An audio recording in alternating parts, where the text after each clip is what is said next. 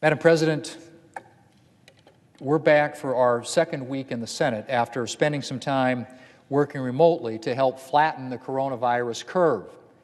We're getting used to the temporary new normal, social distancing during hearings, floor votes, and meetings, masks, a lot of conference calls and Skype calls instead of in-person meetings, lots of hand washing and hand sanitizer, and as many staff working remotely as possible.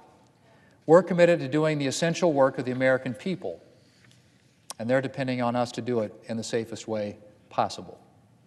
Responding to the coronavirus continues to be at the top of the agenda. Last week, we held a number of coronavirus-related hearings, including a hearing on coronavirus testing and a hearing on the impact the pandemic has had on the airline industry.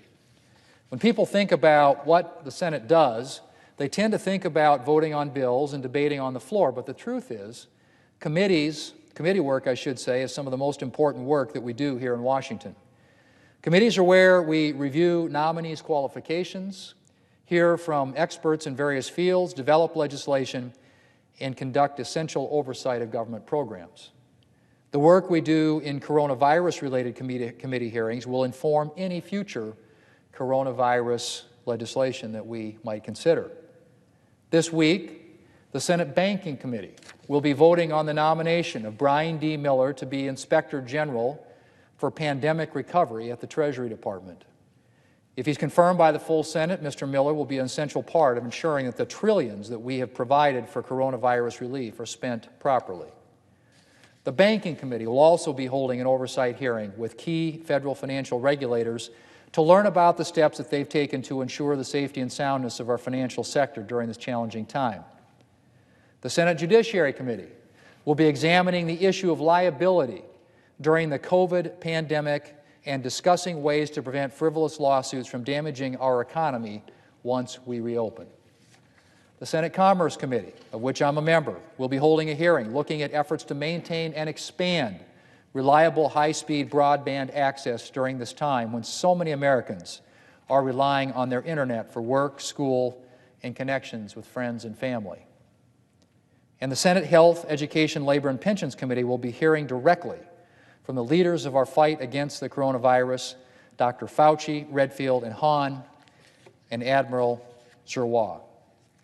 Senators will be talking to these experts about what we need to do to safely reopen our economy and our schools. Another big part of our coronavirus response right now is monitoring the implementation of the funds that we've already provided. We've delivered a tremendous amount of money to respond to the pandemic, equal to almost 50% of the entire federal budget for 2020. And it's important that any future funding be carefully targeted. We're facing extraordinary circumstances, and they called for an extraordinary, bold response from Washington. But it's important to remember, Madam President, that every dollar of the trillions that we've provided for the pandemic is borrowed money. And our children and grandchildren are going to be paying for that borrowing. Now, that doesn't mean that we're not going to provide more money if necessary, but it does mean that we need to make sure that we're spending money wisely and well and only appropriating what's really needed. And that means monitoring the implementation of the funds that we've already provided, which haven't been fully spent yet.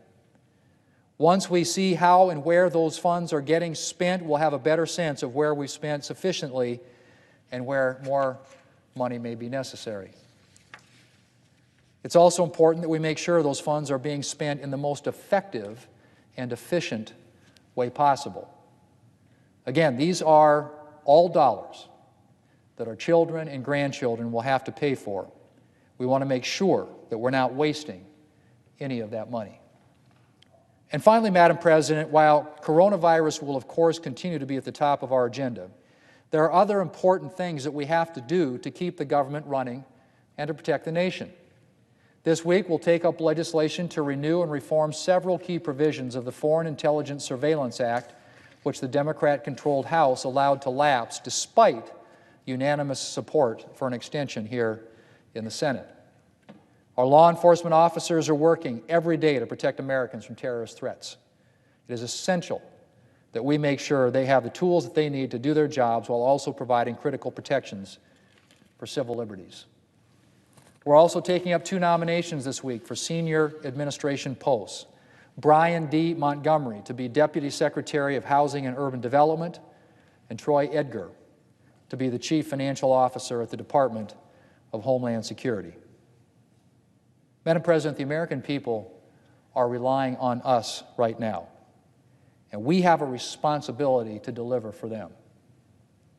We will continue to do everything we can to support our nation's families and businesses as the country fights its way through this crisis and emerges on the other side. Madam President, I yield the floor